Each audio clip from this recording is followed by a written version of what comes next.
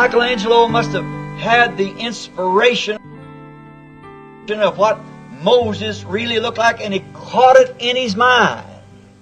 And then when it was completed, he stood back with the hammer, sculpture's hammer, in his hand, and he looked at that monument, and the inspiration of the vision that he had seen of how to do it inspired him so much till the inspiration struck him till he got beside himself and struck it across the knee and said, "Speak!"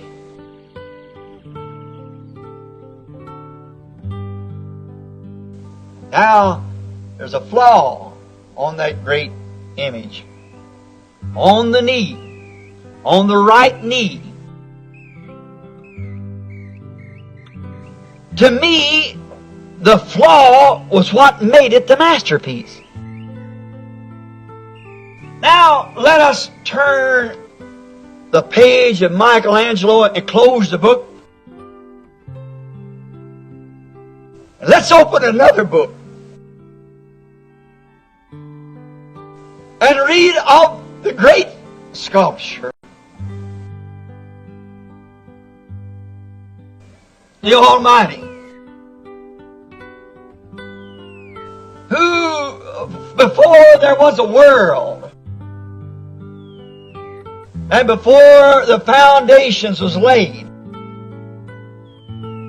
He had in His mind what He wanted.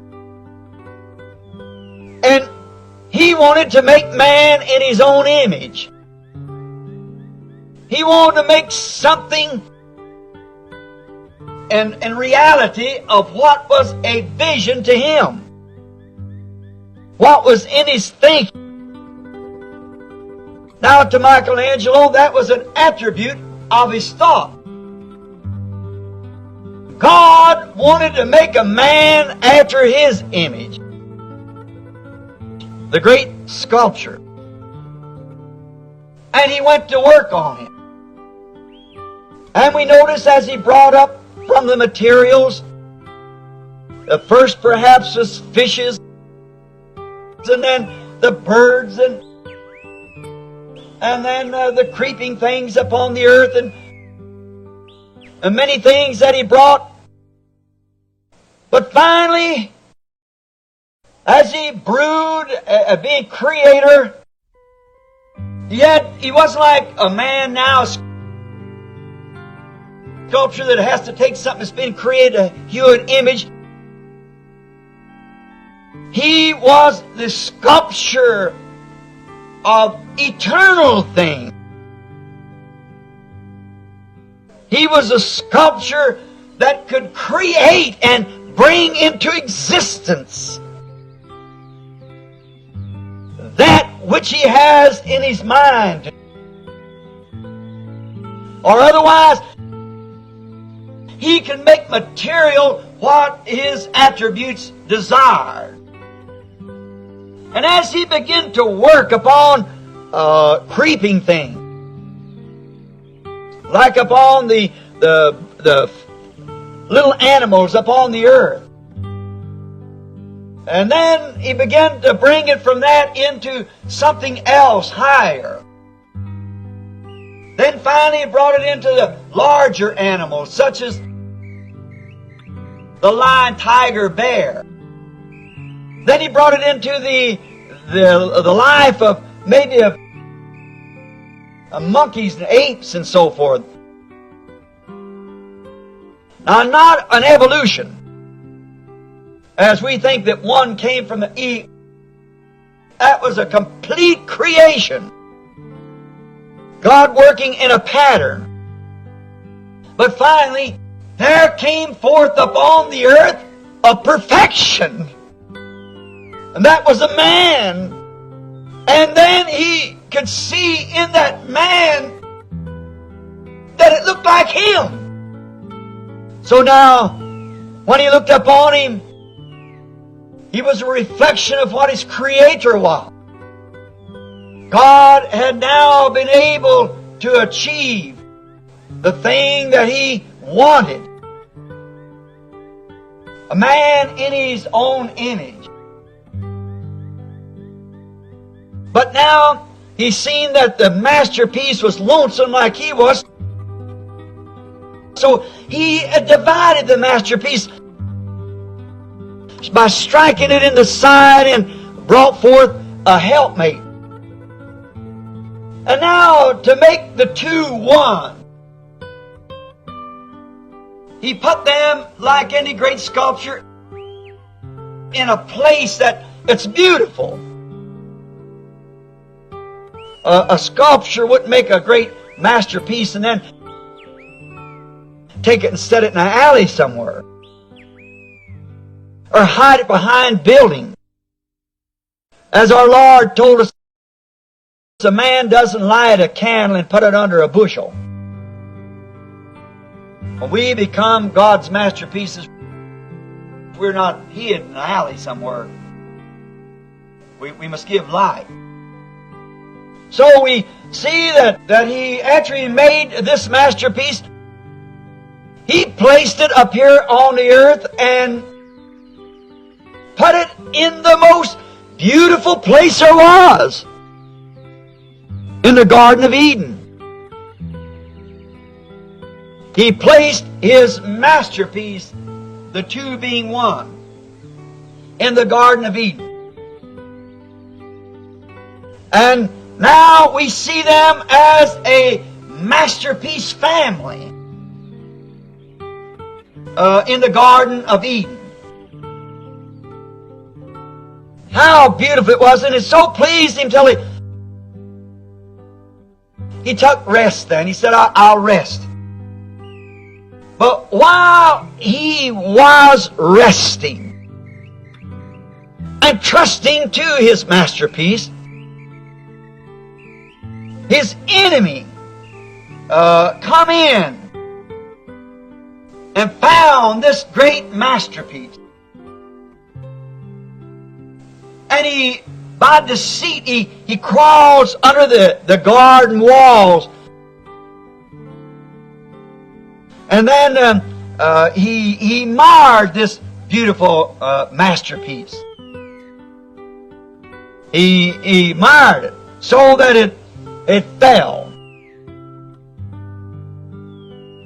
Then this masterpiece, when Satan got a hold of the deceiver, broke through the walls, and he marred this masterpiece. But the great sculptor, when he seen the fall of his family, the masterpiece, he wasn't willing just to leave it lay there face down and ruin. He went to work immediately to build it up again. He wasn't willing that it should perish, lay there like that all the time, because he's God. And he will not be defeated. So he went to work immediately and began to build again unto his own image a man. And he began with the man called Abraham, and give to Abraham a covenant unconditionally. Every time he'd start a masterpiece, Satan would get it because the Word. But when he started with Abraham, he said, I have already done it. Now this is unconditionally. Not what that if you will, I will, but I've already done it. Now the sculptor is determined to have this masterpiece. Then from Abraham come the patriarchs. Now what's God doing? He's rebuilding this masterpiece that had fallen. So in the patriarchs, the first we find was Abraham. Every masterpiece is put on a foundation, a sculpture. Angelo's Monument of Moses is on 3 or 4 foot piece of marble. It's got a foundation. So God, in preparing this masterpiece, He put it on a foundation of the patriarchs. And the patriarch foundation first was Abraham, then Isaac, then Jacob, then Joseph, the 4 corners. And now Abraham was the foundation of faith. The foundation of love was Isaac. The foundation of grace was Jacob, God's grace to Jacob. But in Joseph was perfection.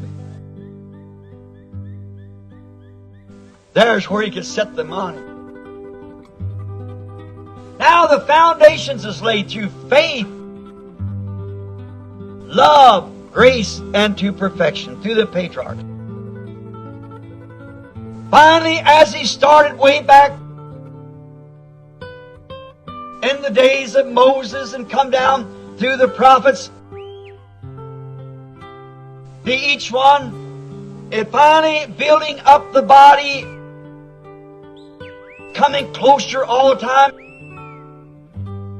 And the greatest of all of them was John. The Bible said so. Jesus said it. There's not a man ever born of a woman as great as John the Baptist. For he was the one that could introduce the Word. And then come finally the great head.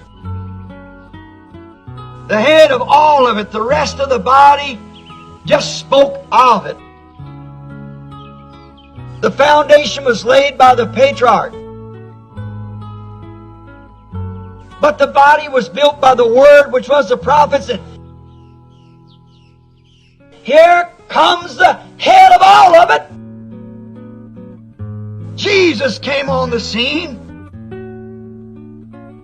There, when this headpiece was put up on it,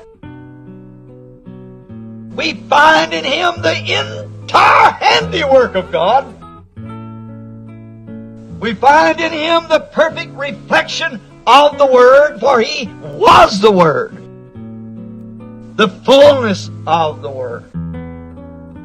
Now again, God has the perfect masterpiece again.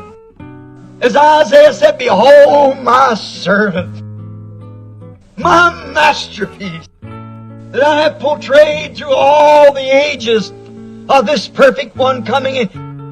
Here He stands right before me, a perfect, there in His own image, reflecting God. For He said in St. John 14, when you see me, you see the Father. And then in the beginning was the Word. And the Word was with God, and the Word was hewed out and reflected what the Word was at the beginning. Him, the Word, reflected in a masterpiece in His own likeness.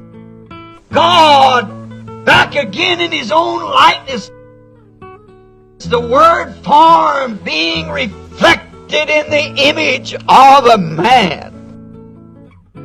The masterpiece. All the prophets had flaws. All that one's just a potion. But here at last, coming up through that, finally comes the masterpiece. The perfect one. No fault in Him at all. So perfect, reflected of the builder Himself. His own image was reflected in His work.